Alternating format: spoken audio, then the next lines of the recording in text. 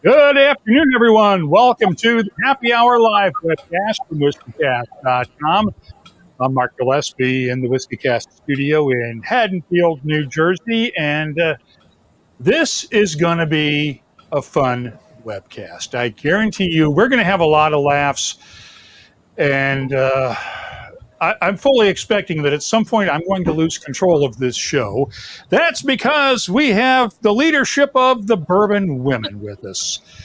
Top right, Peggy Noe Stevens, the founder and chair emeritus of Bourbon Women. Down lower left, Maggie Kimberl, the president of Bourbon Women. And Heather Wibbels, the current board chair of Bourbon Women. They're celebrating their 10th anniversary this year. And the Bourbon Women SIPosium, not a symposium, it's a SIPosium, is next weekend in Louisville, Kentucky. Ladies, how you all doing? Doing great. Wonderful. Thanks for having us. This has been, in the last 24 hours, we've gotten more reaction to the three of you coming on this show than we've had in a lot of weeks. This is one of the tweets that came out as soon as we announced this yesterday from Kylie Flett in Philadelphia. I can't even read this because there's a word here that I cannot use and get away with. I've already been told, don't you even think about reading that word out loud. But that's badass I can talk about. And there's no argument there with the three of you. I mean, oh my these goodness, three, I love Kylie. I'm going to be honest with you. Between the three of them, and probably each individually, they've forgotten more about bourbon and whiskey in general than I know. I mean, Peggy's in the Bourbon Hall of Fame. Maggie is also part of American Whiskey Magazine and Whiskey Magazine, and Heather is a Cocktail Contessa and guru. So if there's a question you have about whiskey, one of these three is going to know the answer to it. And you can submit your comments online in the chat functions on our YouTube channel and the Facebook page. If you're watching us on Twitter or Twitch, we won't see those till after the show's over, and we are getting all kinds of comments already about this. And let's see what we have here. Nurse Dave, I need a sponsorship for my drinking like Mark has. Yeah, thanks, Dave. Hey, if it weren't for the sponsors, we wouldn't have this. That's right. Also from Dave, don't come in here without taking off your shoes, or clicking the like button. We are hearing from everybody else. Tabitha in England. Evening, everyone. Let's see here. Dave Kuhn, been at the Newport Folk Festival in Rhode Island, back in Providence for a bachelor party, managed not to get COVID. I hope you are wearing your masks, Dave, all the week, all throughout. Let's talk about the symposium next week. What are you all doing to make sure that this only spreads the bourbon love and not COVID? Exactly. It's interesting because all around the world, this thing has moved so quickly again, right? So even the best plans, thinking we were free and clear, it's like COVID's hovering right here. So we decided, to follow, of course, the guidelines of our state, of our hotel, of our distilleries, and respect that. And we went so far as to say, whether it's mandated, which it is not mandated in Kentucky to wear a mask, we said mask up, flask up. And so everyone will have a mask, and we have social distancing at the hotel. So we're in a ballroom, I think, that seats 800 people. We're only at 200, so that's how much we're spreading out. Even on buses, we'll be masking, and we've got hand sanitizing stations. If we could do it, we did it. And so we want to respect, the distilleries and the culture, and frankly, being a master taster, protect my palate. Amen. Heather, what are you going to be doing during all this? I know you're the cocktail expert. What are you going to be doing next week? Well, I am going to be helping announce some of the events that we're doing. I am actually leading a presentation called Ice Hacks for Bourbon Lovers and Whiskey Geeks. And we are going to talk all about ice and cocktails. And I'm going to teach a little bit about the history of ice and the science of ice. we're going to geek out about that stuff because that's what I love. And then I'm making some specialty cocktails for some of the smaller events, like the Presidents and Chairs tasting that Maggie and I are going to do, which is Thursday. So we're going to have a specialty cocktail with some special infusions for that. So, and I'll just be around everywhere helping everybody have fun, because I feel like I'm the original Bourbon Women super fan. I joined and I'm like, I am all in. I'm here for the fun and we are ready to go. The history of ice. Yes. Got cold, water froze, and we figured out it works in some drinks. This is why you're not a member, Mark. Exactly. No, that and a friggin' Y chromosome. No, you can join. We You just have to be allow men. prepared. Absolutely. You're going to be outnumbered, but you can absolutely join us. Oh, Absolutely. bloody hell. I've been outnumbered for years around here. That's right. You have a house full of girls, don't you? I have 3 grown daughters, yeah. Yeah. And next month is 35 years of marriage, and So Yeah. you've So been I'm quite outnumbered. outnumbered for a long time. Yeah. yeah. At this Let's point, not it's even a go there. conspiracy, Mark, for you. Oh, no, there's no conspiracy here. I know that this exists. This is not a conspiracy theory. We know about this one. So what are you drinking tonight? Maggie, let's start with you. What have you got in your glass? Well, I've got my Texas Whiskey Trail Glencairn glass, and I am drinking some of the 2021 FAE 01 Maker's Mark, because we are actually with the SIPosium supporting the Lee Initiative, which Maker's Mark has been a huge contributor to. So just grabbed that bottle right off the shelf tonight. Yeah. Heather? I, of course, have a cocktail. Part of being the Cocktail Contessa is making lots of cocktails and testing them. So I have tiny vials of cocktails, leftover cocktails all over my fridge. So I picked, it's a blackberry peach old fashioned. Actually, it's got some blackberry simple syrup, some peach simple syrup, and some black walnut bitters. And I think the base spirit I used was Old Forester 100. It's kind of my testing bourbon for cocktails. So that's what I'm sipping on. Peggy? Well, Mark, you know you're special when I'm with you on a Friday at 5 o'clock, right? So are you wanting me to tell you my first glass of bourbon or my second one that I've had? Well, the one you're working through now, and then you can tell us what you started with. Oh, okay. Well, the one that I'm working on is our 10-year anniversary bottle. Can you see? I can see the side of it. Oh, yeah, from Huber's. Yeah, that's Huber's Starlight Distillery in Indiana. And we did a special barrel pick. Heather was part of that. Maggie was part of that. And I thought it was very appropriate that I pour a glass of that. I can't wait to get a bottle of that. I'm so excited. Yeah. What was your first one, though, Peggy? And it's 108 proof, by the way. Nice. Yeah, so be on the lookout for that. My first one was Elijah Craig. Barrel proof or regular? Barrel proof. Of course. Yeah. And I picked an appropriate one. The Widow Jane 15 Years The Vaults from our buddy Lisa Wicker, who I know is going to be out there with you next weekend. She I've got absolutely it right up on my top shelf. It's a great bottle. And I'm happy to say I'm doing a very private dinner outside my home, out on my back patio, and only about 20 or so women are coming. And Lisa is my VIP guest, and I've paired a 3-course meal with all Widow Jane products. And we're making all of the cocktails with Widow Jane and appetizer pairings. And it's going to be incredible. And I've known Lisa personally and professionally for quite some time now. And so this is just going to be sheer fun. That's going to be wild. I hope somebody brings bail money. Do they take debit cards? I got you. I'll be back. Okay, good. That's what Maggie does for me. That's what Maggie does for me. Yeah, I'm the operations guru during this rodeo next weekend. So I'll be back at the hotel bailing people out. We have a question for you about cocktails, Heather, from Crump the Cask Hole. As he's said many times, a bourbon and ginger with a lime wedge and a drop of bitters is his cocktail of choice. Is there an actual name for this drink? Yeah, bourbon and ginger. Well, if it's bourbon and ginger beer, that would be a Kentucky Mule. If it's just bourbon and ginger, I don't know that there's a specific class of cocktail for that. But if it is bourbon what about and the highball?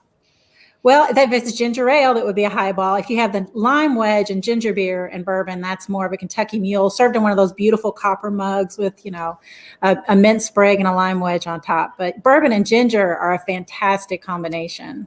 I always call that one a dark and stormy. That's trademarked, I thought. Is it? Yeah, that was the rum. Goslings.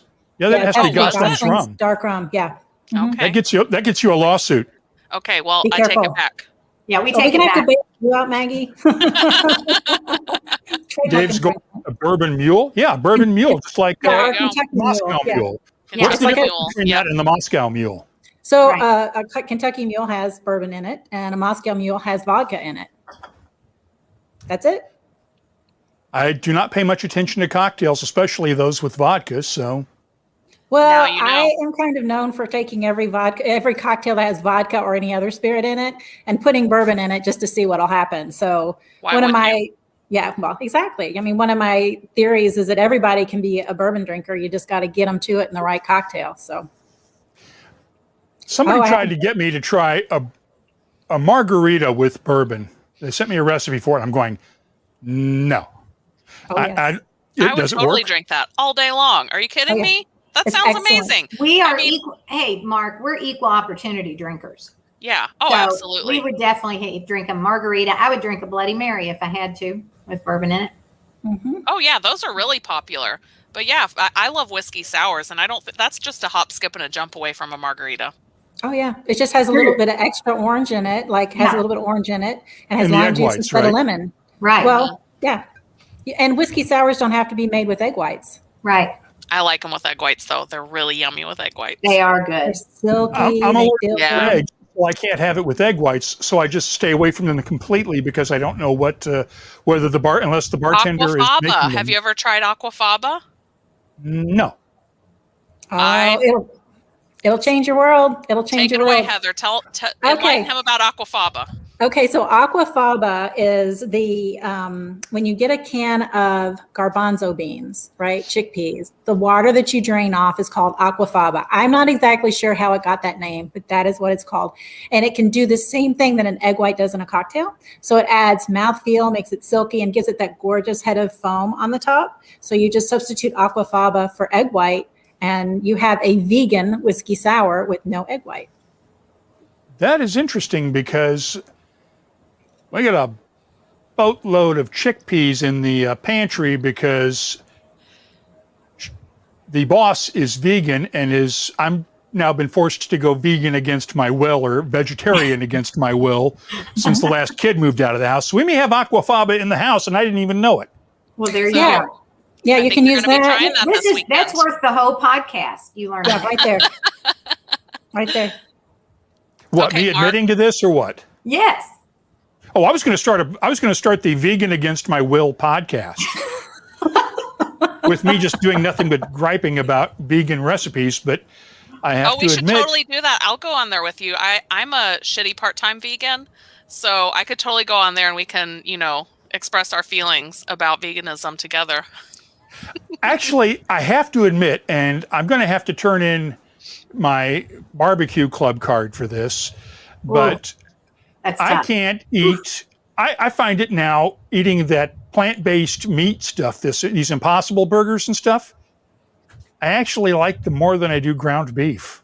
Same these. Oh my gosh, yep. And I'm not big on the artificial fake meat and food substitute things, but the Impossible burgers are actually really good. And if you need something that's vegan-ish when you're on the go, you can get an Impossible burger a lot of places. And it's really nice when you're traveling. I used to joke that if you go to Burger King and you tip the kid behind the counter $5, he'll take a real Whopper and wrap it up inside an Impossible Whopper wrapper so that you can pretend. But it sounds like you may have done that before. I threatened to. Nurse Dave's Shaving World. I feel like I don't even know Mark anymore. Dear God. Here we go. We're sorry we got you in this trouble, Mark. And Tabitha, how can you tell if someone's vegan? Don't worry. They'll let you know. They will let you know. Yep. Even honestly, with all of this, the food allergies and gluten and everything, even with SIPosium, we ask everybody, are you on a special diet? Do we need to know food allergies? I think there were 30 names of us to keep up with on special diets and accommodating. But one thing, other than vegan, the fried chicken that we're going to have at Huber's, it's like no one's allergic to fried chicken. So it's interesting. Unless they're allergic to peanut oil. Right. Well, yeah. And as Crump pointed out, one does not have to succumb to all of the wife's wishes. One does if one can't cook worth a damn. You make an excellent point, Mark. Yeah. And but your life will be easier if you do. Yes, it is. Yes, it is. Yes, it is. Hey, let's get back to whiskey now. Peggy, 10 years of Bourbon Women. How did you found the group in the first place? And what was it like in those early years? Gosh, I have to say the thought of this went well into when I worked at Brown-Forman. I mean, and when I worked in corporate life and worked on Woodford Reserve and Jack Daniel and, those types of brands. And I worked in the marketing department and always said, hey, I knew I loved bourbon drinker, whiskey drinker. Women were attracted to it. And I just knew that there was a huge market. I mean, women are the other half of the population, no doubt about it. And so every time I would bring it up, the priority of marketing dollars, which I get, had to go to other target markets. And so I could never get my foot in the door on marketing to women and whiskey. So when I started my own company in 2008, I thought to myself, I think I'll just start my own damn thing. And I brought a really dynamic group of women together. There's probably about 8 of us, and we had some Manhattans and we chatted. And, I said, listen, I really think we should cater to the women of Kentucky, especially, and bring these women together. Let's do some focus groups. Let's get this together. So we did that, and overwhelming. I think we had about 60 women that we put through the focus group. Overwhelming. They said, hey, if you did an organization like this, we would come to the events. We would love to learn. We would, we want to share our lifestyle with them. And so it went. I put together a strategy, and this is kind of a fun story, but I called Bill Samuels after I wrote that strategy for Bourbon Women. And because Bill was always a mentor for me. He was the one that introduced me on the Hall of Fame night, which meant a lot to me. And I sat with him and I said, Bill, I need you to read this and I want your honest reaction. How's the industry going to embrace this? What am I up against? Is this going to work? And he was so overwhelmingly positive. And he said, Peggy, he said the magic words. He said, it's time we start a conversation with women. And he used the word conversation. He didn't say market to them. He said, we got to start a conversation. And that gave me the confidence more than anything to really begin. And so in 2011, we had our launch at the Governor's Mansion in Kentucky. And when other women from other cities found out about our Kentucky, national branch or whatever, then it was like, we want to branch in Indiana. We want to branch in Ohio. And it was like a freight train, literally. So I couldn't be more proud to stand here or sit here in front of you all and tell you, in a million years, we now have thousands of women we talk to. In a million years, I never thought it would grow this big. How much of that guidance from Bill do you think was inspired by his mom, who was really a lot of the driving force behind Maker's Mark, because it was Margie Samuels who was kicking Bill Sr.'s butt the whole way? Well, you're right. And, just to date this a little bit, he never brought his mother's name up, of course. And the story really wasn't out in 2011. And I'll tell you why. Because the book Whiskey Women had not been written yet by Fred Minnick. And the reason why is because Fred Minnick came to this is kind of a funny story. Fred Minnick came to the inauguration at the Governor's Mansion, and I was standing up talking about how women really have been part of the industry. We just haven't gotten credit for it. They worked in the fields, they worked in the offices, the bottling lines, etc. And Fred, being the journalist he is, thought I was full of it. And he was going to fact check me. And he told me that. And so I said, well, you go right ahead. And so the more he fact checked, the Marge Samuels came up, all these stories of women, and he wrote the book Whiskey Women. And that to me is so funny. And now we're great friends. And he still hasn't given me a commission check. for helping him write that book. But you've yeah, let him know that's he gonna owes happen. you, right? What's that? You've let him know that he owes you, right? Oh, I've let him know many times. Many times. Heather, how did you get involved? Since you said you were one of the original Bourbon Women fans. Well, I didn't get involved at the very first start about 8 years ago. So about 2 years after it started, I went to an event at the Filson Club, which was one of the release parties for Fred Minnick's book. My best friend and I from high school, I had just moved back to Louisville, and we went to this event at the Filson Club, and we would go in, and the Filson Club in Louisville is this beautiful, it's this beautiful kind of old building with leather chairs, bookshelves everywhere, very antique-y. And we get served a cocktail by Joy Perini, who is like the godmother of bourbon cocktails. Exactly. Thank you. We honor her passing. And we didn't really know who she was at the time, but we figured out very quickly who she was. And so we saw this presentation that had Fred Minnick, Susan Riegler was there, Peggy was there, and they were talking about Jimmy Russell was there with his wife. And so he was telling stories, and every once in a while, she would just kind of glance at him when he said something just a little bit questionable, and he would correct himself. He would say, well, actually, it's this. So it was kind of cute to see the two of them together. But after that, my best friend and I joined that night. And I think the next year we had the first SIPosium, which I think we had about 40 or 50 women that first SIPosium. We had it up at French Lick. And, I've gone to pretty much every event that's been around since then. So it's just fun to be in a group of women. And I think one of my most favorite things about SIPosium is our presenters and speakers come into a room and the room is all women. And that is very unusual, especially 3 or 4 years ago, for these presenters and speakers to come up to a room of all women, especially when the speakers and presenters are men. And I think there's this pause that they have, like, wow, this is different. And I really think that one of the magical things about SIPosium is the awareness that we can do this as a group of women, and we can be engaged in the whiskey community. And it's a very open, it's a very welcoming environment.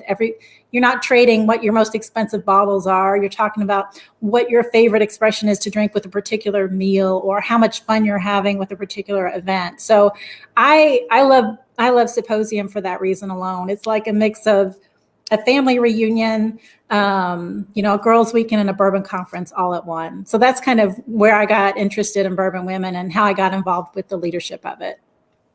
It seems to me that, and please correct me if I'm wrong, that as you point out, women don't feel that need to compare their oldest, rarest bottles, the most expensive, and sort of that little measuring competition that the guys do when they get together. Is that fair to say?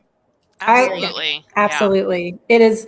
I will say that I am so used to being in tastings with all women that when I go into a tasting that's either largely men or half men and half women, it always kind of shocks me how the questions are asked and how confrontational people can be when talking with one another. Because within a group of women, we're just like, oh, I just had the best whiskey. Let me tell you about it. And it's not necessarily the most expensive whiskey, but it's like a secret that you want to pass on to your best friend. And I think that's what makes it special when women as whiskey consumers enter the market. And I have to share, Mark, sorry, I have to share, the SIPosium is the only female-oriented whiskey festival in the United States that we are aware of. So, it's a pretty special thing. It is, this was the first group that was formed to cater to women. And, we have the only consumer group, or the consumer festival, that is almost exclusively women. We do get some men who come from time to time, but it's overwhelmingly women. How many chapters are there, Maggie? We are at 12 and growing. We generally add about 2 to 3 chapters a year, and we put that on the back burner in 2020. And so now we have a backlog of people clamoring to open their chapters, which is a great problem to have. We actually grew our membership 20% in 2020, which is pretty phenomenal. Where are the chapters now, and how many of them are outside the U.S. I suspect there's at least one person watching tonight who might be interested in maybe doing something in England. If I'm not mistaken, Tabitha might have some interest in this. Well, we don't have any branches outside of the U.S. We do have some members outside of the U.S., I believe. Our branches are Atlanta, Chicago, Indianapolis, Michigan, Missouri, New York City, Northern Kentucky, Cincinnati, Tennessee, Texas, Washington, D.C., Colorado, and Northern California. Okay, and then what's the next place that's going to get a chapter? Oh gosh, I don't even know. I mean, I think we have several that are emerging right now. Peggy, do you know that? Yeah. Did you say South Carolina? That's on the brink. South Carolina's on the brink, and there are a couple of other ones that are on the brink. Colorado is official-ish. Yeah, Missouri's official now. Right? Yep. Oh, Missouri is official now. Yeah, I left them off. Sorry, Missouri. Florida's on standby. Florida's on standby. Yeah, I mean did I say Georgia? Yeah, you did say Atlanta. Okay, Atlanta, right. Okay, yeah. So we have a lot of folks on standby, and even if you don't have a branch in your area, you don't have to have a branch to join. It just reverts to national membership. And that's one of the reasons why we were able to grow so much during 2020 was we did a quick pivot to virtual events. Mm-hmm. And we found that not only were they really popular, it was a great way to reach people who maybe didn't have a branch in their town or didn't feel comfortable with in-person events, which we weren't really having any anyway. But that's something that's going to continue because we found that we can reach a lot more people through virtual events. And Mark, something that's really unique that I'm very proud of is, Bourbon Women is not my company. It is a separate organization, 501c6. We purposely did that so we could help legislation and lobbying. And so we work a lot with the KDA. We're not a cute little drinking club. We do serious stuff too. And the women, I have to say that she just announced all the branches. Everybody's volunteer. All the branch ambassadors are volunteer. These people do all these events. We've done over 250 events. Mm-hmm. And they do it because they love the culture and the lifestyle. So that's pretty amazing, I think. That's pretty great. Amazing. Well, let's get to the big question from Tabitha. How many times have the Bourbon Women been asked by men if they even like whiskey? Personally, she's lost count. I will say I was mansplained bourbon in a whiskey bar in London, and my husband just kind of took a sip of his whiskey and he just kind of sat back and watched. He's like, "Oh, this is going to be fun." I have to say, I actually don't get that one a whole lot because I got into Bourbon Women from, the whiskey journalism side of things. Certainly in my role as a whiskey journalist, I've had maybe a few interactions, but really not a whole lot. It's been a really great experience for me, to be honest. Well, Mark, I have to tell you, I'm a speaker, professional speaker. I'm a master taster, right? I teach seminars all over the U.S. and internationally sometimes. And I will have male consumers in my audience trying to explain what bourbon is to me. Yeah, sometimes you have those people where you're just like, I'm so embarrassed for you right now. And will argue with me. And will literally try to argue with me, and I'll just go, whatever. That's when you pull out that Bourbon Hall of Fame name tag they give you and say, yeah. Here, I got you right here, pal. That around with her to every I need to bring my Hall of Fame still with me on my hip. And she's also an icon of whiskey. So, I mean, she's got the street cred. Yeah. But it still happens. Although I would admit that icon of whiskey and $2.95 will get you a cup of coffee at Starbucks. Aren't you an icon of whiskey too, Mark? Come on. You nominated me, remember? I know, I did. That was me. And as Tabitha points out, I've had a man mansplaining to me before now. I feel for you, Tabitha. Bless your heart. I heard a really great kind of NSFW way to explain mansplaining the other day. Correctile dysfunction. So there you have it. Ooh, I like that. That's I think good. I'm going to have to remember that one, Maggie. Right? I love it.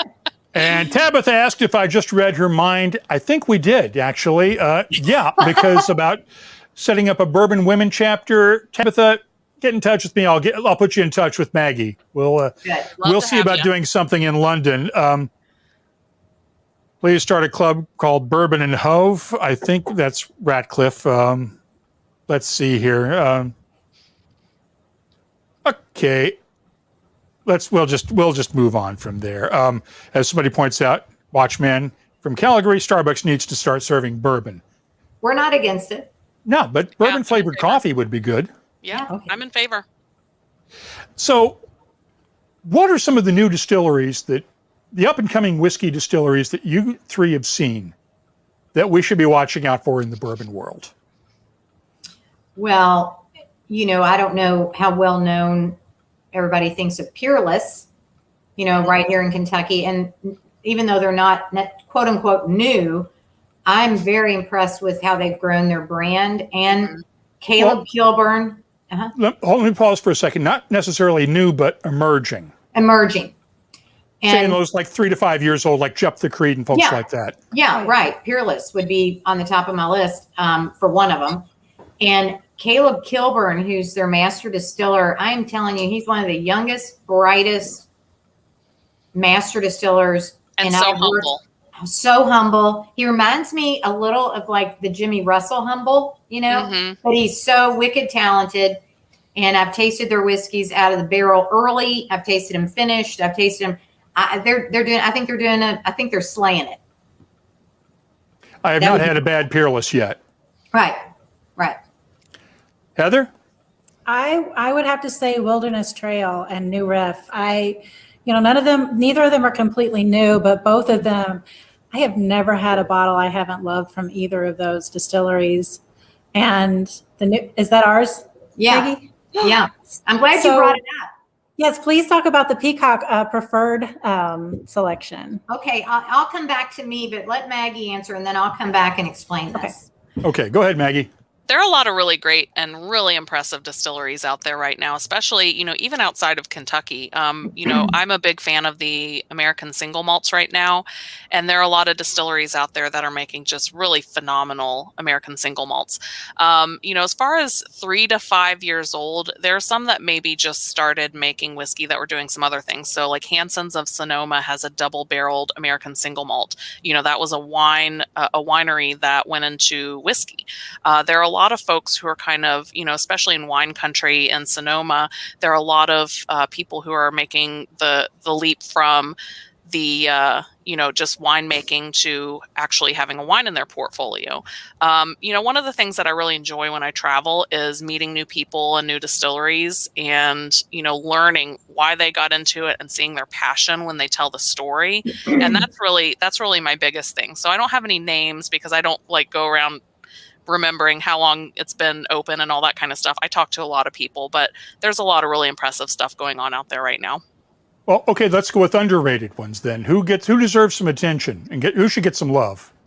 Oh gosh, I really enjoy Westward Whiskey. They were that was my last place that I traveled in the before time, and they're making some really amazing stuff. I think they've been around maybe 8 or 10 years now. And then, in Texas, we've got a lot of, actually the 4 distilleries that are hosting our lunch at the SIPosium, I kind of, hand selected those. So there's Iron Root Republic, which I think is super underrated. Yeah, really great. TX Whiskey, making some really amazing stuff. Treaty Oak, really just breaking out of the Texas market and into the rest of the U.S. And then Garrison Brothers, which, I guess that's not really underrated. I think that's appropriately rated because people seem to really like that. But those are the 4 folks that are hosting our lunch session at SIPosium next week, and they all came together. It's always really impressive. In Kentucky, we take it for granted that the distilleries are going to work together, and rising tide lifts all boats, and that doesn't really necessarily happen outside of Kentucky so much in the distilling industry.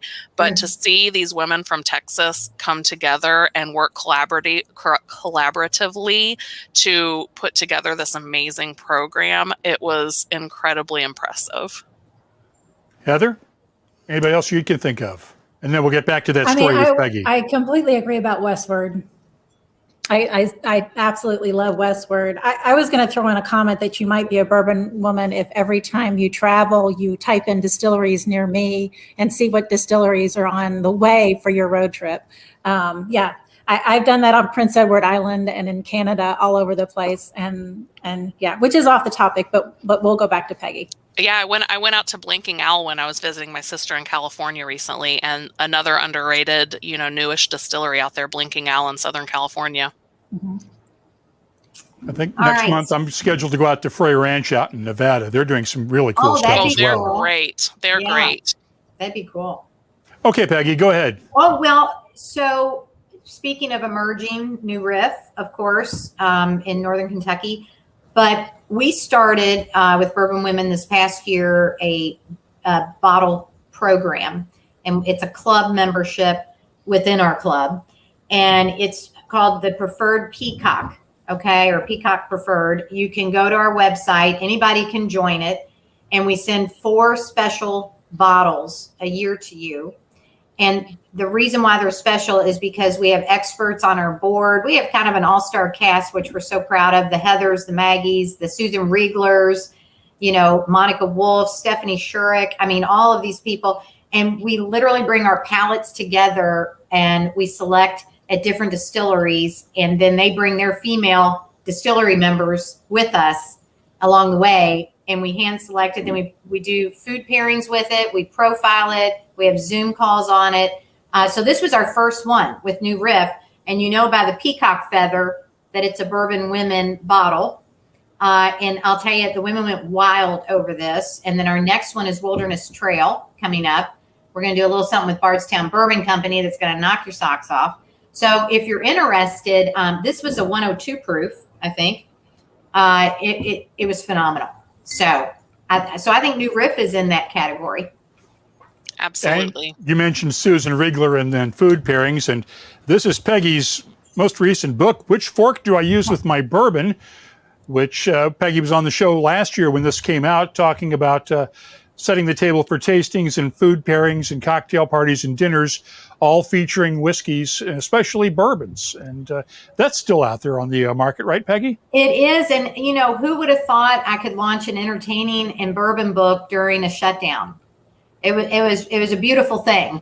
But I have to tell you, Susan and I honestly have had a lot of fun with it regardless. And we've done 9 million virtual sessions on the book. Which fork do I use with my bourbon? I think people are getting kind of a kick out of. And that's why we did a little tongue in cheek, because the bourbon industry is very approachable and friendly. And, we're not pretentious in the way that you have to drink bourbon a certain way and you have to hold the glass and you have to drink out of this and you have to, that's just not what we're about. So we wanted to make sure that everybody felt I can do this in my home. I can do a tasting in my home. I can have my friends over. I can do food pairings in my home because I think it's enjoyable and it's meant to be enjoyed. So give us a basic tip on how to lead a good tasting at home. Well, I think the first thing is find out, if your group or audience, if you will, are bourbon people, because if they're really new to it, you want to think very carefully about your choices, maybe some lower proof. You might want to make some specialty cocktails, to kind of warm them up, to some of the flavors. If they are more advanced, they love bourbons, then get creative on your tasting and pick things that are geographical. So the geographic regions of bourbon, you can do different proof levels. You could do different themes of barrel picks. There's all kinds of ways to entertain your guests, especially if they love bourbon. So I don't want to tell everything. They have to get the book. Of course. And Heather, you've actually on your website, cocktailcontessa.com, you've actually got a free ebook that people can get. when they sign up for your newsletter, right? Oh, Yes. more than that. Tell them what's coming, Heather. Oh, tell them what's coming. So part of our 10-year celebration is I put together a book of bourbon cocktails. It's not just a list of bourbon cocktails, but it's really about how to come up with your own bourbon cocktails and what the elements are for different classic cocktails. And for some of those classic cocktails like the Manhattan and the Old Fashioned and the Highball, I have a cocktail lab that I describe in the book. So you can play around and have a lab, if you will, of trying different elements in a particular cocktail, because it's important to me, and I think to bourbon women, to be able to make your own riff or your own twist or your own variation on a cocktail. Because if you ask me, whiskey drinkers make the best cocktail drinkers because they're already primed to evaluate aroma, clarity, mouthfeel, texture, all of those things that mixologists take for granted as they sip things. Whiskey drinkers are already primed to be doing. So what that book has in it is not only recipes from me, but recipes from each of our branches, recipes from our leadership. And it's just a celebration of 10 years of Bourbon Women in cocktail form, really. So that comes out next May, on May 3rd, right before Derby next year. So we can talk about it next year around Derby if you like, Mark. Sounds good to me. And let's see here. I wanted to get to this question from Tabitha. What are your favorite whiskeys outside of bourbon, and any distilleries that you like outside of the bourbon world? Okay. Well, I've said I was an equal opportunity drinker. I love dark rum. So you mentioned Gosling's earlier, right? Yeah. Which I think is really good dark rum. Papa's Pilar, I enjoyed their rum. I would say Irish whiskey. I'm a big fan of Sexton. I liked it. I tried it for the first time at a conference and I thought, man, this is really, really good. And then if I go to Scotch, it'd have to be really a heavy, like Ardbeg. I really like that. We got to work on your Irish whiskey tastes there, Peggy, but Sexton's not bad, but there are much. I enjoyed it. I'm sorry. No, there's nothing wrong with it. It's nothing wrong with it. It's just, it's in the ballpark, but there are some really classic Irish whiskeys out there. Oh, I'm confident. And see, that's the beauty of it. I love learning. Yeah. I still love, after all these years in the industry, I am still as curious as I was when I was 20 something. Yeah, same here. I learn new stuff every day. I'm learning stuff from you three tonight. So let's see here. We are getting comments from Dave Kuhn. Which is better, a savory pairing like cheese or a sweet pairing like chocolate? Of course, Yes. Why not both? Yes. What you mind if I take this one? Go for it. Please do. Well, first of all, both is fine. But this is the thing about bourbon food pairings. It depends on the bourbon that you're tasting. And the reason why I say that is because when I go do a food pairing, I will taste the bourbon first and say, what is the predominant note? Is it sweet, spicy, earthy, savory, and I'll identify it. So to the point of saying chocolate, if I get some chocolate notes in it, I'm all about it. If I got some really rich caramel notes, I'm all about it because that goes great with chocolate. So that's kind of how I do it. On the cheese side of things, like Maker's Mark, I would never put a Maker's Mark with a blue cheese because it's a wheated bourbon and it's so much lighter that the blue cheese is going to go, and so I would put Maker's Mark with goat cheese or Gouda. So that's kind of how I look at intensity and predominant flavors of the whiskey. I'm catching some grief for slamming on the Sexton, and I'm not slamming on them. I just had to deal with the Sexton folks yesterday because they announced this deal where they're the official whiskey of The Walking Dead's final season. I saw the hand. And so, and I'm just looking at that. So that's where it's got me. I'm going. Does that mean the whiskey's really musty? Yeah. Is that what that means? Okay.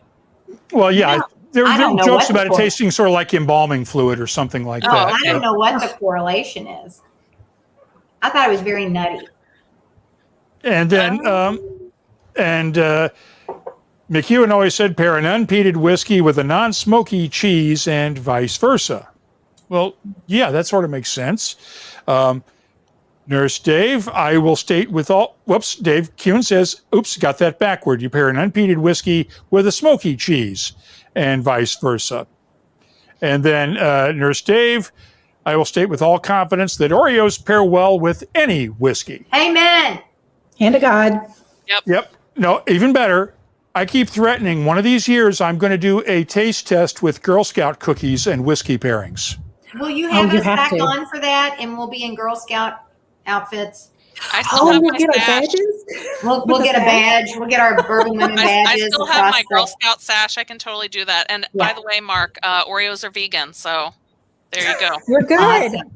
You can legally have them in the house, Mark. Well, hell, technically McDonald's is vegan because there's no meat in any of that stuff either. But Graham Fraser, are any experiments like wood finishes that you would consider as a possible future direction for whiskeys? 100%. Explain, Maggie. Maggie, go ahead. I mean, there are a lot of folks who are doing stuff with stave finishes, secondary barrel finishes, all kinds of, approaches to getting, kind of a different finish or flavor profile into a standard bourbon profile. So this is really interesting because the staves that they used for this, the FAE stands for fatty acid esters. So it was really a lot of those, fatty acids from that tree that made its way into this product, and it is just absolutely fantastic. There are a lot of folks who are doing secondary barrel finishes, experimenting with like toasted barrels. Maker's Mark probably has one of the most extensive research bases for this. That's what they do for their private select. So you can go in and select a combination of 10 different staves. I think they have 5 options. 1,001 combinations. I remember that. Jane will be proud. But it's really interesting how different woods and different, there's the option of French oak that's seared, French oak that's toasted. You can get the cuvee stave that, it's got some ridges and it's like toasted, and there's like a chocolate one, and then they discontinued that, the mocha, and then they brought in a new one that was like kind of a replacement for that. So it's really interesting to see the different treatments, like physical treatments and toasting, charring, all that kind of stuff that can play into this kind of finish. So definitely take a look at any of the Maker's Mark wood finishing series or private selects. I got to tell you, I'm excited about finishes. And I know that originally everybody got a little confused, and I think even TTB got confused on how to define a finish in bourbon. I know that's shocking. Right. Shocking. But it happened. And so I wrote an article for American Whiskey Magazine about finishes. And of course, Maker's Mark was in there as well, but I talked to the Cooperage Independent Stave, and it's remarkable what they're doing on innovation. But I'm excited for the flavor profiles of, Cabernet barrels, Calvados, sherry barrels like Angel's Envy has done. There's so much opportunity and innovation. This is a game changer. If you really think about it, it's a game changer because bourbon has always had to follow such a strict definition. And, we've loved that. It's kept our consistency. It's like protecting champagne, so we're all about it. But this is a twist in a good way that is innovative, flavorful for the consumer, and allows new expressions to come out all the time. So just like Maggie said, some people are steeping, chips into a barrel. Some are inserting staves. Some are using whole casks, of other like rums and things like that. So I find it just a playground of flavors. And I would say that that's one of the things we really enjoyed about picking the 10th anniversary bottle at Starlight at Huber's. Sure. So a backstory here. I went to high school with several of the Hubers people. I'm from that area, so I know the Hubers, and it's kind of a joke in my family that I know the Hubers and that now they're into whiskey because originally I just went to high school with them, right? So when we went up there to do the barrel pick, what really impressed me was they had really changed their brand and kind of focused on what they could do well. And they originally were a winery, so they knew wine barrels, and they knew what the barrels were going to do what they did in like for wine, and they wanted to experiment with what they did with whiskey. And I pulled aside, the people who were working with us, and I said, you guys have really narrowed down your market in an excellent way, because they have the knowledge about wine to really do those barrel finishes that a lot of distilleries may not have. And I think they're doing it really well. I think they're really experimenting in ways that are both innovative, but also that will really appeal to whiskey drinkers as well. So wait a second, Heather, you grew up in southern Indiana, north of the river, and moved south, right? Well, I grew up in Jeffersonville, which is right across the river. Okay. So I went to school with the Huber's kids, and then I moved to Tennessee for 17 years, and now I'm back here. Okay.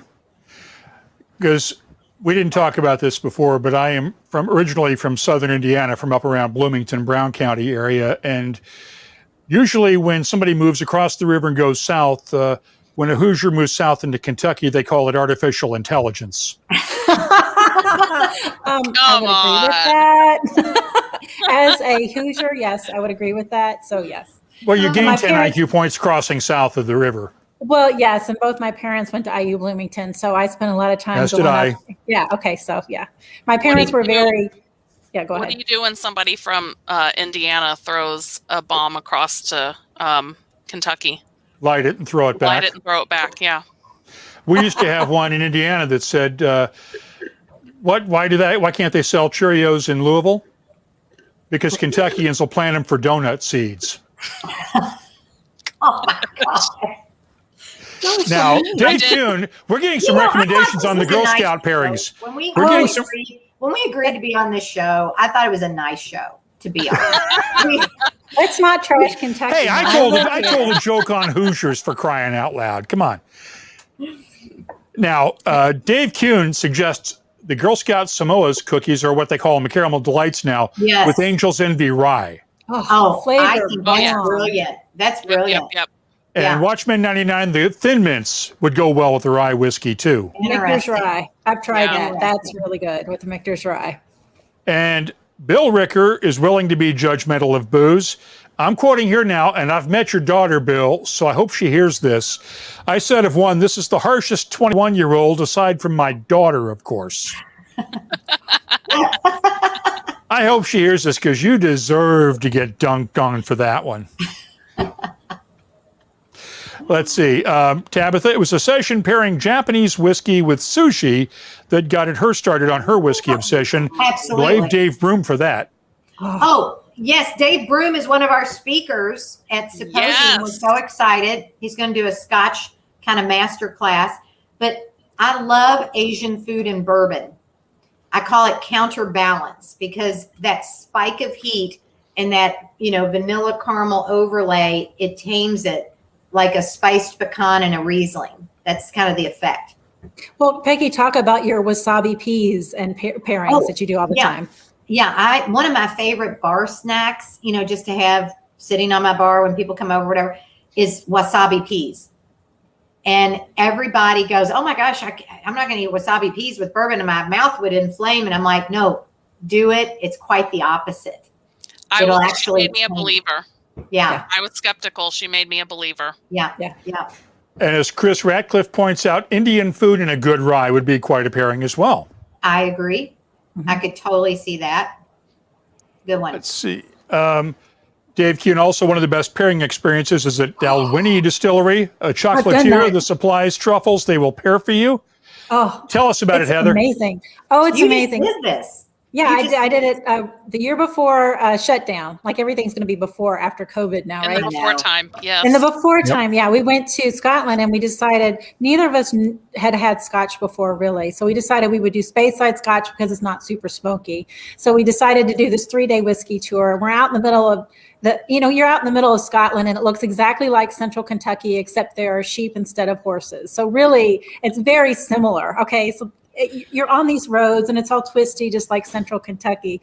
And we go to Dalwhinnie, which I think was the first one we went to. And for every whiskey, I think we had 8 or 9 whiskey pairings, and they were half dram. So they were small amounts, but there were 8 or 9. there was a different truffle paired with each one. And all the truffles were immaculate. They were not just tasty, but they were beautiful with all this beautiful shaping. And it was just an amazing experience. Yes. Well, speaking of bourbon, whiskey and truffles, that's actually going to be one of our seminars at the SIPosium next week. We are having a Distillery 291 takeover of Art Eatables. So they are going to do a Distillery 291 pairing with Art Eatables truffles. It's going to be amazing. The content that we've created, and I think the women are going to be blown away. Yeah, we have some really amazing programming coming up next week for sure. And Distillery 291, if you're not familiar with it, is out in Colorado Springs for our viewers who aren't familiar with it. They're making some nice whiskey. Oh, yeah. And they're Michael one of the Myers ones is that's doing some really good stuff. Experimenting with some of those finishes. They're actually using aspen staves a lot, which is really interesting. What does that do, Maggie? I haven't had that before. I haven't had it in a while. Yeah, Mark's going to tell us all about it, I feel like. Has he got it? What you're reaching for there? Back. He's probably got it right there. They're really tall bottles, so they only fit on your tall shelves. I found, yep, that's the one. So it's really kind of, it feels like you're in a forest of conifers, if that makes any sense. Well, it did, like kind of evergreen. Yeah, it's like this really kind of bright, very bright. I think it's very not bright, quite juniper, evergreen. but yeah, it's like a really bright evergreen. It's like a Christmas whiskey. Yeah. Give me 30 seconds to get a fresh glass here. So talk amongst yourselves. Okay. Yeah, 291 is one of the ones that's experimenting with some different wood staves with the aspen wood, obviously. There are some others that are doing like mesquite wood, especially in the American single malts. You see, in Virginia, there's Copper Fox doing the American single malts that are smoked with peach wood and apple wood. In the Southwest, there are several that are doing American single malts that are smoked with mesquite wood. And, it's just really interesting to see all those different options that are out there right now. Yeah, Balcones does a nice mesquite one. Oh, do they? Yeah, that's right. I forgot about that. One of the things I love about all the different barrel finishes, and because I'm a cocktail geek, is I like to pick out the flavors in a particular whiskey and see how I could either expand on them or kind of balance them with other flavors. And so, when I think about all the barrel finishes, all I can think of is I'm going to need that whiskey eventually because I'm going to need it for a cocktail because they're all so different. You can really kind of balance and kind of create a cocktail that really pulls out flavors from the particular expression. And we're getting a lot of great comments here. Whiskey Canuck from Montreal was at a tasting with Islas and oysters, and that turned him on to peated scotch. Oh, that'd be delicious with oysters. I was at a table with Pam Heilman once years ago, and we ordered some oysters, and she said, take a drop of the Michter's Rye and put it in your oyster and try it. And it was phenomenal. Absolutely amazing. Yeah. Briny, it's unusual. Nobody would think of pickles and bourbon but sometimes briny works. Pickleback. That's salt. Yeah. Yeah. The salt of it really changes the flavor of bourbon. Sometimes what I've done is actually taken a pour of bourbon and just added a couple drops of saline solution to it and compare it to the regular pour. And it really changes the flavor. Just a couple drops. It doesn't take much, but it really kind of alters the mouthfeel and the flavor. Mm-hmm. I like this comment from Chris Radcliffe. Damn those tall bottles. Forget labeling and age statements. We need a max bottle height. Yeah. I am with you because I had to have my husband use the 291 bottle to measure the space between my shelves when he was putting them up. Yeah, I've only got one shelf I can put this on. Yep. I think New Riff is tall. I think that's New Riff is also, but I think 291 is a little bit taller. That's my tallest one. So that's what I gave him for a measuring stick. I have one tequila bottle, Espinita, that's even taller than either of those. And so when I put my bar in downstairs, I'm going to have to measure according to that bottle. Oh, yeah. And Graham Fraser says Aberfeldy matches their whiskey with different styles of honey. That's an amazing combination, too. Mm-hmm. That sounds fun. Yeah. And as soon as I pulled this off the shelf, and I for the three of you, I have to explain, Crump is our resident sort of pain in the ass smart aleck. It's time for Mark-splaining. No, I am not going to Mark-splain, but... I want to hear your thoughts on it. Well, as Dave points out, who are these three going to have as their guest next week on the webcast? We're taking over. We're taking over. This has got some like Maggie this and is Heather, I've always wanted my own podcast. I think Yeah. this is We can time just is take now. one. He The won't time mind. is now. the pine on this is amazing. I mean, it's Exactly. I think it's more very pine than evergreen. aspen. Yeah, very evergreen. It's evergreen. It's like a Christmas tree, Yeah. almost like Christmas tree sap. Yeah. Have you ever had Becherovka liqueur? It's kind of a piney liqueur. No, I'm trying to I've think not if had that would taste like that, because I haven't had the 291. That'd make a great Christmas drink, Heather, for a cocktail. Yeah. I've got some 291 we can experiment with after next week. Yeah. Okay. Bring me a I got sample your Christmas. bottle. I got your Christmas drink. What's that? Knob Creek smoked maple. Oh, yeah. With My what? the women I live with refer to it as the 10 a.m. bourbon because it smells like pancakes and bacon. Well, it is really good added to maple syrup, I will say. Yeah. Any bourbon can be 10 a.m. bourbon if you try hard enough. Yes. But this is one they poured that one year instead of mimosas for Christmas morning. Oh, interesting. I want to hang out at your house on Christmas. Yeah, I like that. Well, there was a time when several years ago we brined the Thanksgiving turkey in an entire bottle of Johnny Walker Red. Oh, How did that turn out? We did not burn the house down. I was going to say your With oven gas did not oven. blow up. Your oven did not blow up. But no, the alcohol evaporated off and the turkey was moist. It picked up all the flavors, all the spices, Really? and it was really one of the best birds we'd had in years. My husband just started doing, so he will do, he makes his ribs in braising liquid. So he has a dry rub that he leaves on there for 24 hours, and then he puts it in a foil pack with a braising liquid. And forever and ever, he would either do soda or beer. And at one point, he was going to make some ribs recently. And I said, well, why don't we try some bourbon in there? I mean, I have, we're not running out. So, and I don't keep beer around usually. Yeah. So we tried some bourbon in the ribs and it just made it so good. I mean, you didn't even need any sauce or anything. It made its own sauce and the ribs were fall off the bone. Amazing. Christina does this before when she was cooking meat, when the kids still lived here, this drunken tenderloin with either a pork or a beef tenderloin. Take a Tupperware container in the morning and then lay out the tenderloin in there with a cup of bourbon. And then close it up and then put it in the refrigerator all day. And then at the end of the day, bring it out and put it on the grill. And it soaked up the bourbon throughout the day. I endorse that. Yeah, I'm all about it. I use bourbon in a lot of my marinades. Yeah, it really just adds, and you can even go so geeky as to, pick out the right flavor profile. When we did the ribs the other day, we did some Wild Turkey Rye 101, which was really great. When we did it before, we did Elijah Craig Barrel Proof. So you can just really pick out the flavor profile that you want for those, whatever you're working with. No, this 291, the Aspen finish,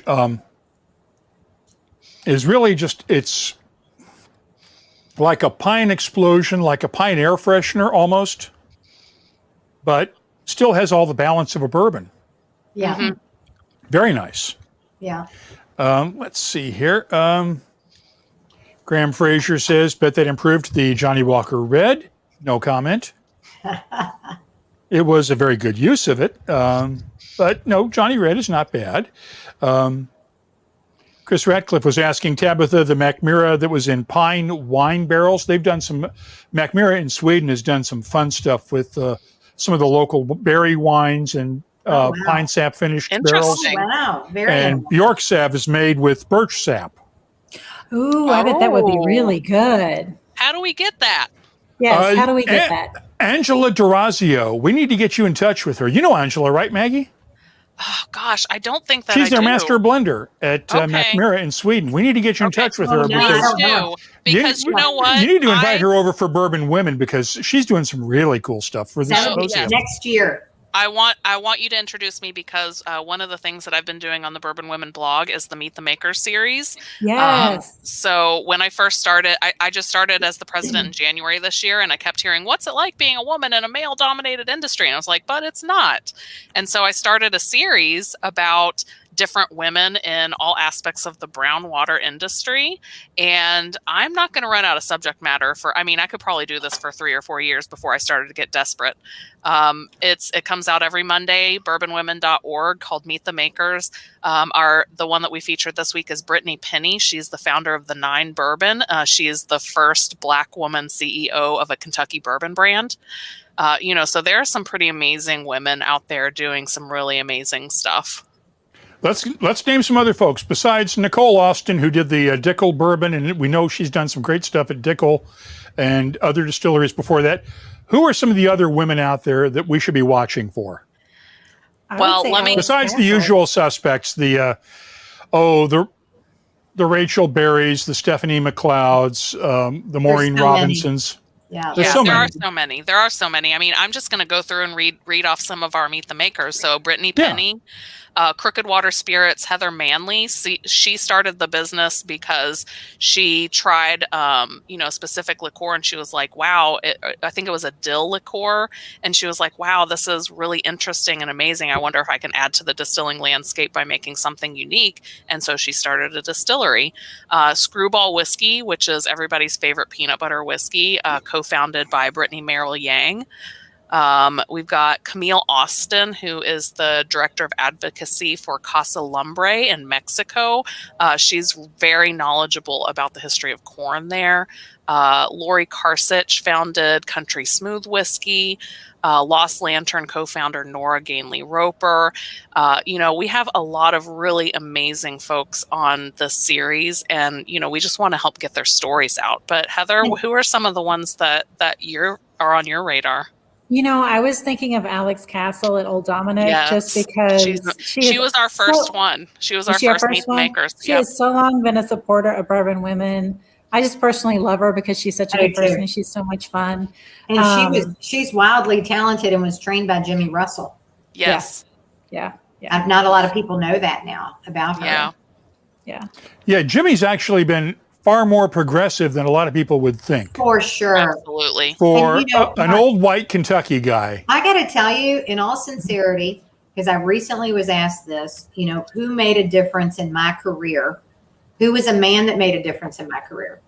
And it's not that, Jimmy and I worked for competitors, right? He was Wild Turkey and I was Brown Foreman. But I will tell you, all the industry events when I was in my 20s and early 30s, every time I saw he and Jaretta, they treated me like royalty and was always interested in what I was doing, how I was doing.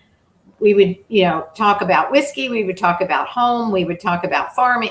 Just whatever we would talk about every single time. And he is one of the men, the greatest for so many reasons. But in my life, in that day and age that I was dealing with all kinds of guys, that were not so nice, he was a breath of fresh air, and I will treasure him for that.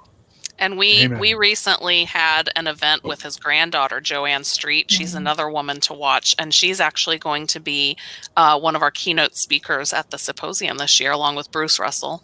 That's great. I didn't even have a chance to pull it up, but I've got a picture of Joanne with Jimmy and Jaretta from the All-Star Sampler at the Bourbon Festival a couple of years ago, where I took it of the three of them together. Oh, that's great. And make sure that they got it. They got a copy of it. You know what we learned from our event with Joanne was that Jaretta actually worked at Wild Turkey before Jimmy and got Jimmy the job. I didn't hear that, but I heard she was in the accounting office and she was the one doing all the payroll. Yeah, isn't that something? So she knew how much Jimmy was making before she married him. Oh, wow. And she married him anyway. And I heard that, she made him go work for the distillery because he was getting all up in her business. So she was like, go get a job, go work at the distillery. You need to do something during the day. So we got Jaretta.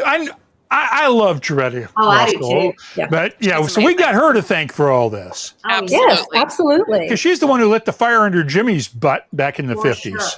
For sure. Have the Bourbon Women any links with women in the Scotch whiskey industry? That's a question from Graham Fraser over in England. Well, it's something I think we should aspire to. I know, in my world, in my life, in my career, Rachel Berry and I met very, very early on, and we served on one of the first female panels at a whiskey fest. And she and I still see her on Facebook, and we'll, every now and then send each other notes. She's someone I want to bring over. I tried to bring over at one time, to do a speech at SIPosium, and, that darn 2020 hit, and we weren't able to do it, of course. Let's see.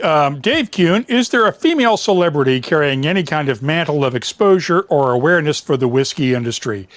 I'm going to vary this question a little bit. Is there a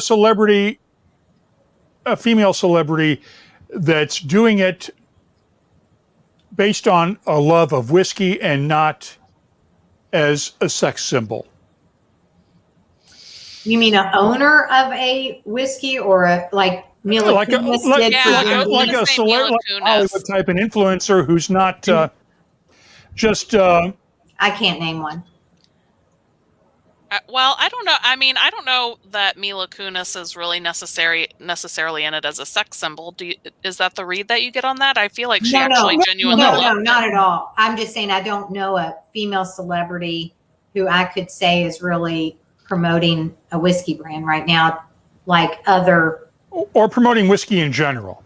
Yeah. Or is known for her love of whiskey. The same way, for instance, Lauren Bacall was known for her love of Jack Daniels back in the day. Right. Yeah, I mean, I think we're going to have to do some research on that. I think that's a good challenge. Yeah, that is a good challenge. Do you know any celebrities, Mark? We would love to speak to them. Yes. Have them call us. You've got our that'll information. happen. Yeah, that'll happen. Call us. We're happy to talk to them. Yeah. I'd like to talk to him as well, but all I can find right now, I would love to find a female celebrity willing to put her name on a whiskey brand, because all I find are a bunch of ex-athletes and somewhat celebrities, but we don't see any female celebrities or actresses putting their name on whiskey brands. Well, and I don't know why. Yep. So, as Chris Ratcliffe points out, Pink is quite the whiskey fan. Apparently loves a Lafroig. Interesting. Oh. Well, she's a pink lady. I like her a lot. Go I like Pink. Yeah. Yeah, we got to find out more about that. We don't count Matthew McConaughey. He has that Y chromosome.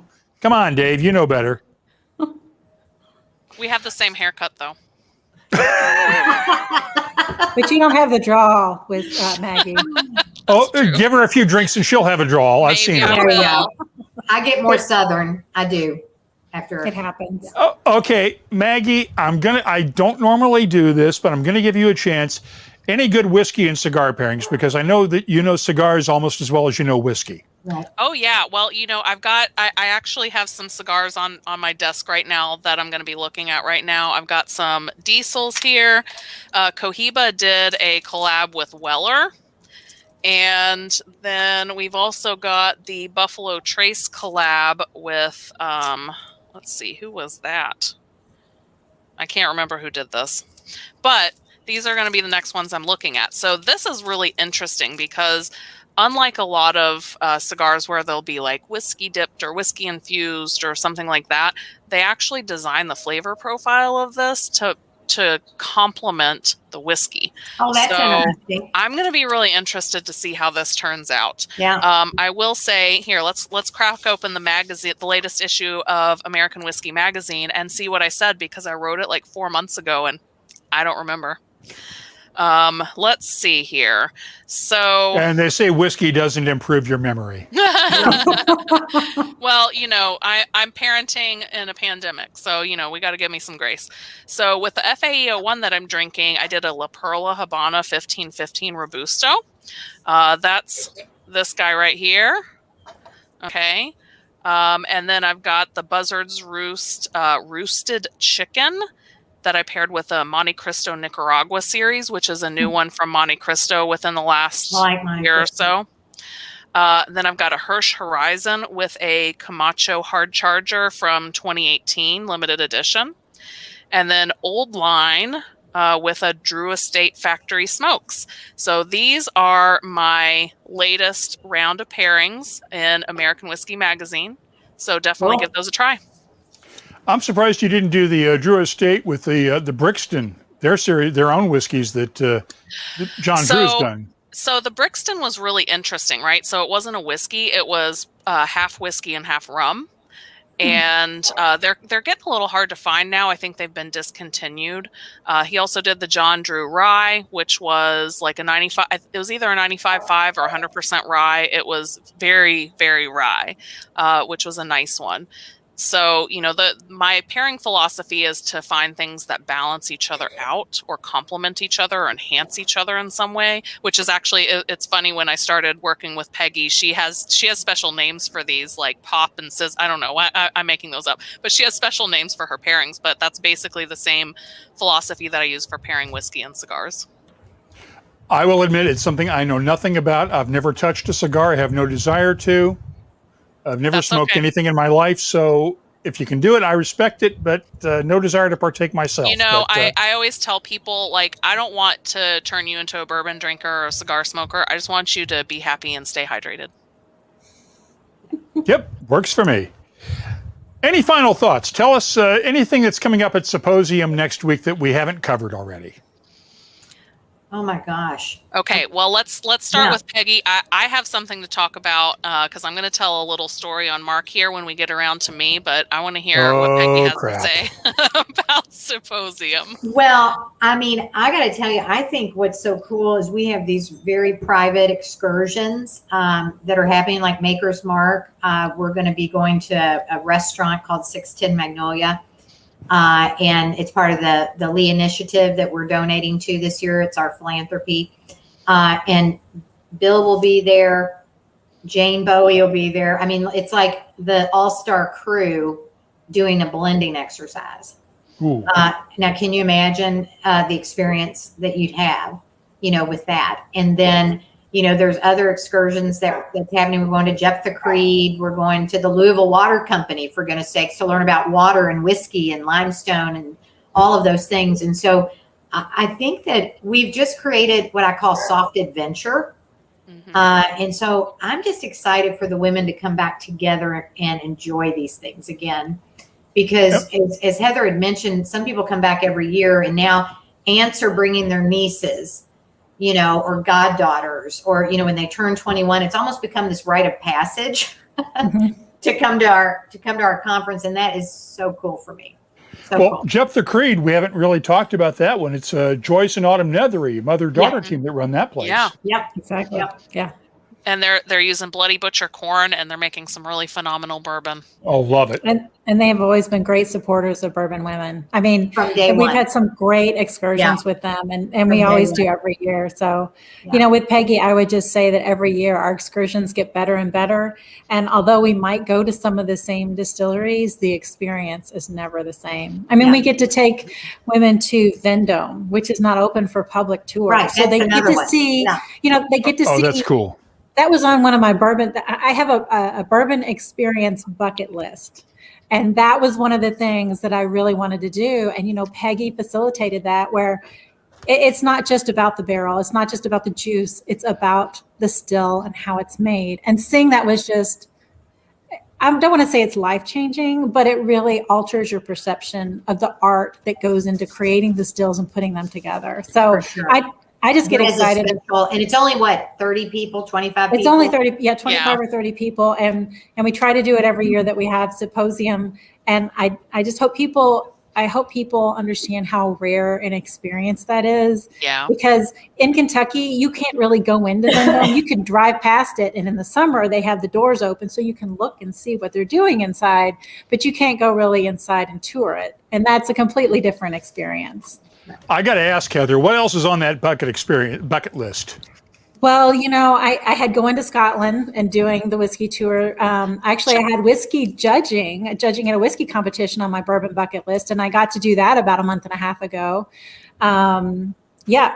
And honestly, one of my bourbon bucket lists was presenting at SIPosium, which I get to do this year with the ice the ice presentation. So I need some more items actually for my bourbon bucket list. So if You got to raise a barrel. You got to go raise a barrel sometime.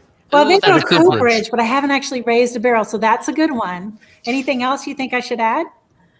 You know, the thing that made me realize I was at the end of my bourbon bucket list, living my dream, was skeet shooting with Jimmy Russell. Oh, yeah, that would do it. 100%. That would do I it. was like, okay, well, I can die happy now. Or fly done. fishing on the Spey side, Yeah. Oh, on that the would be a Spey good River. one. Oh, yeah, I haven't done That would that. be a good Very one. cool. Yeah. Dave I Kuhn think- says harvesting peat. Oh, see, yeah. I've I done need to that. go and do like the Scotch I was in experiences. at Lefroy raking the malted barley. That was cool. Yep. Done that at Highland Park. I would enjoy sitting and sipping scotch watching somebody else harvest the peat. The truth Done comes that out too. when- It works. It's You much say. What better. we call indoorsy. Yeah. No, you can still be outside. You just sit there in the nice chair and you Right, yeah. have your glass and just Yes. You're doing nice an work, guys. excellent Keep job. going. Good job.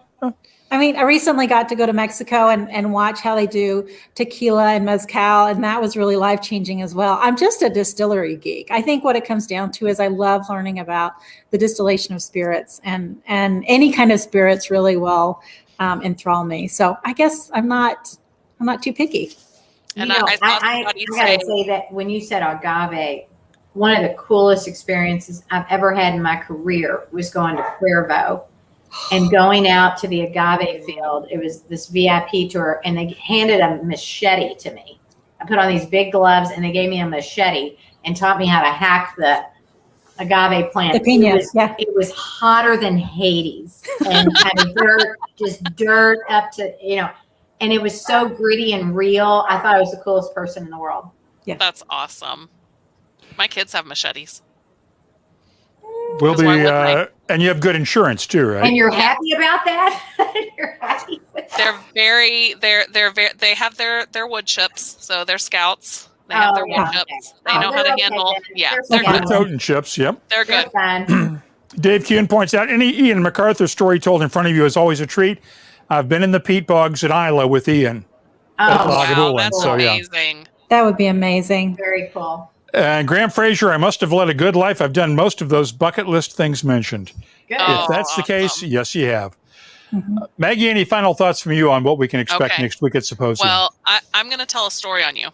So Yeah, there go for it. was Mark Yeah, and we'd rather I. make fun of you than yes. Hey, Mark I'm used to and it. I were at the Master Distillers auction at the Oscar Getz Museum at the Kentucky Bourbon Festival several years ago, and we were both on the front row, and we were bidding against each other for a copy of Oscar Getz's book. And Which so I have too, so. Oh well, I had the winning bid, and it was about to be closed, and I look over, and Mark leans over and gives me the evil eye and outbids me right at the last second, letting Mr. Oscar Getz slip right through my fingers. And I I see was a you little got it, salty though. about it. I was a little salty about it until I found a copy from a used book dealer that is actually signed by Oscar Getz. Oh, Oh, Maggie. oh, So I'm no longer salty about it. You are forgiven. oh. Okay. Speaking of Oscar, Maggie, tell them about our auction. Yes. Yeah. Yeah, we Yes, got to promote have the auction a- here. That was the segue into the Bourbon Women Symposium. Silent auction is going to be on Handbid, which is a website, or you can get it on an app.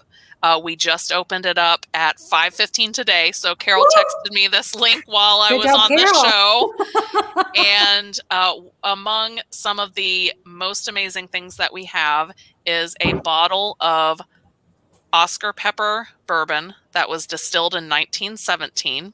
Wow. And it is the fill level is It's in good. the office. It's It is literally a behind me. Could I gorgeous go get it? specimen. Yeah, go of get a it, bottle. Peggy. Yeah, let's Is see it it. still wrapped And in then tell bubble us how wrap? it Is it tastes. still in its coffin? I wrapped it in a bubble wrap like coffin, and because I had to drive it over to Peggy's, and I was like, I've never You possessed trusted Peggy with anything this? expensive.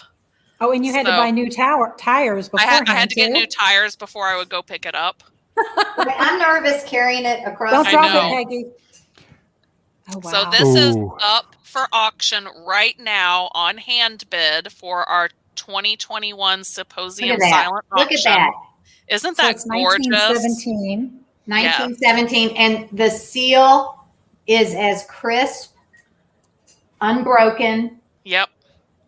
The cork looks good. Look at the fill color. level. Look at the fill level on Wow. that. I mean, to have something that old with a fill level like that, that is pretty phenomenal. I'm nervous to hold it. I got to put it back in its coffin. Go put it back. I had it in my office, and I like literally locked my office because we had a cat, and I'm like, you better not. You better not.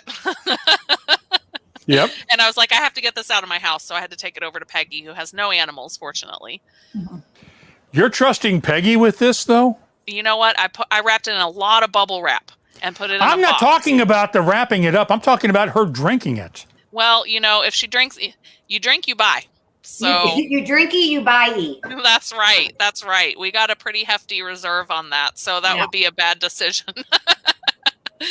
But we What's got the a lot of reserve really great. just for shits and giggles? So the bidding starts at $8,000. Oh shit, that's out of my price range. Is $12,000, and the buy it now price is $40,000, and it is valued at $25,000. Yeah, I put it back in bubble wrap. I'm nervous. Yeah, but there's over how many items? Did you already say that? So I think we've got right around 50 items. It's somewhere between 46 and 50. Can you add one to that? Yeah. Yes. I will donate a set of 6 WhiskyCast Glencairns, a box of them. Ooh, yay. Thank oh, you. fabulous! Thank Maggie, you. I'll send it to you this week. If you want to put that in there, I will donate a set of 6 of those. Great. Absolutely. If you can send me a picture of that so I can upload it, that would be amazing. And this will help support our organization, and we appreciate that, Mark. Absolutely. And so this auction, actually, a portion of what we make on this auction is going to go to the Lee Initiative, which I don't know if everybody who's watching is familiar with that, because you got some folks from overseas. Yeah. Chef Ed Lee is a James Beard award-winning chef who has several restaurants here in Louisville, Kentucky. And when the pandemic hit, he shut down one of his most popular restaurants, Milkwood, and turned it into a distribution center to make sure that the folks in the restaurants who are out of work were able to get food and meals and things like that that they needed for their families. Because, you know, those were really uncertain times. And Maker's Mark stepped in and said, hey, why don't we do a special bottle? And they did the first community batch and sold that, and the profits went to the Lee Initiative. And so that has been sustaining a lot of members. And it was not just in Louisville. Once they started to get monetary donations, they started to be able to open outposts in other places Which is pretty to support, amazing. to be able to support those restaurant and hospitality workers. So that is why we chose that charity this year to be the beneficiary of our auction, because without our hospitality folks, we have no cocktails, we have no wonderful dinners.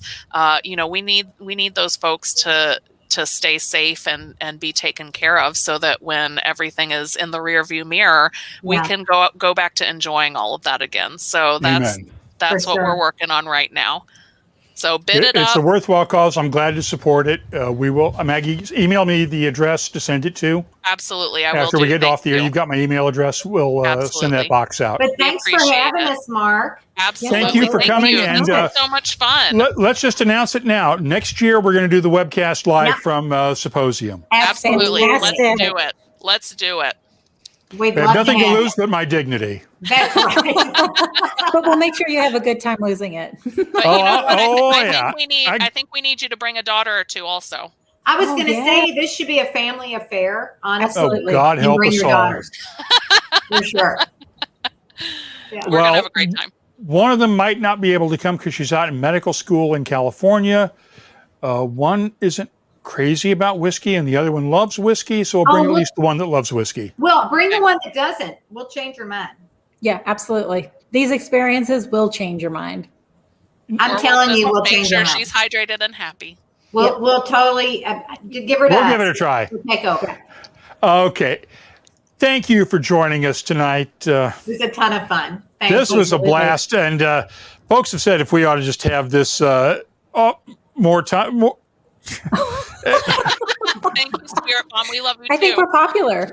Yeah, and Spirit Bomb's going to want to open up the chapter in England. Whiskey Absolutely. Canuck in Canada. Just put 3 inches of bubble wrap down on your floor, Peggy. I basically have that right now. Seriously. Yeah.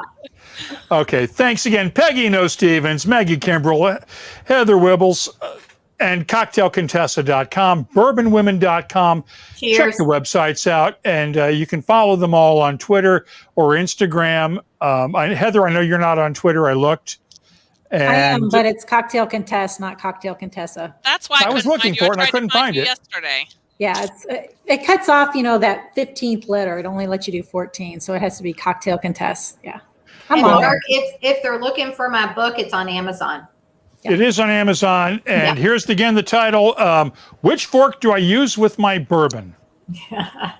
And don't use the plastic fork. Which fork is it? The big fork, the tall fork, or the skinny, or the little fork, the dessert fork? Any fork you choose, because that's how we are. Amen to that. That's how Amen. bourbon is. Peggy, Heather, Maggie, thank you. Have a great time. Stay safe next week at SIPosium. Thank you. And I promise to be out there next year. All right, Thanks, cheers. Mark, cheers. Take care. Thanks for watching, guys. We'll see you next week. Take care.